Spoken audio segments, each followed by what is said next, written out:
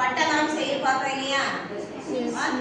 அதில் இருக்கக்கூடிய கருத்துக்களை புரிஞ்சுக்கிட்டு நீங்களா கேள்வி எழுதி பதில் எழுதிட்டு சொல்லி சொன்னேன். இப்போ முதல்ல தீபக் வந்து சொல்றேன்னு வந்து நிற்கிறாரு. சொல்லுங்கப்பா. கவிஞர் தமிழொலியின் இயற்பெயர் என்ன? இன்னும் கொஞ்சம் சத்தமா. கவிஞர் தமிழொலியின் இயற்பெயர் என்ன? விஜயரங்கம். தமிழொலி யாருடைய மாணவர்? பாரதிதாசனின் மாணவர். தமிழொலி எழுதிய நூல்கள் யாவை? இடைப்பெற்ற சிலை, வீராய், மாதவி, காவியம். Very good. நெக்ஸ்ட். உயிரற்ற போது மரம் எவ்வாறு அழைக்கப்படுகிறது? கட்டை. யாரை போல் கை நீட்டி மரம் ஓல விழுவதாக கவிஞர் கூறுகிறார். களம்பும் மனிதன் போல் கை நீட்டி ஓல விழுவதாக கவிஞர் கூறுகிறார். புவி என்பது பொருள் யாது? உலகம். Very good. அடுத்து.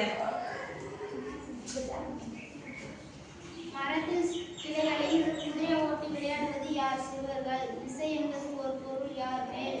மரத்தில் மட்டை எதனோடு ஒப்பிடப்பட்டுள்ளது? சட்டை. மரத்தில் மட்டை எதனோடு ஒப்பிடப்பட்டுள்ளது? சட்டை. அடுத்தது. பெருமூச்சு விடும் மரமே எதை எண்ணி வருந்தியது? வெட்டப்படும் நாகம் என்று எண்ணி வருந்தியது.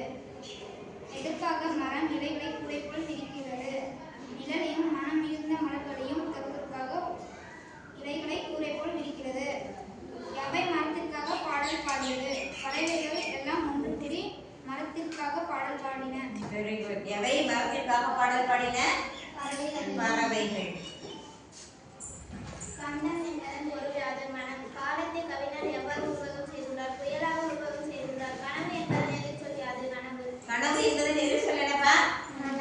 கனவு. Very good. மரம் நாம் சுவாசிக்க என்ன தருகிறது? உயிர் வலி. கந்தம் என்பதன் பொருள் யாது? மனம். மரத்தின் இலைகள் எதை போல் விரிந்திருந்தன? கூரை போல் விரிந்திருந்தன. கந்தம் என்பதன் பொருள் என்னது? மனம்.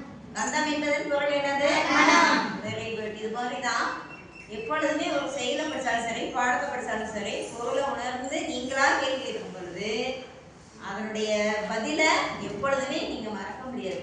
அதுதான் இந்த மாதிரி கேள்வி எழுதி பதில் எழுத சொல்லி சொன்னேன். ஓகேவா? இனிமேல் இதே மாதிரியே தொடர்றீங்களா? ஓகே.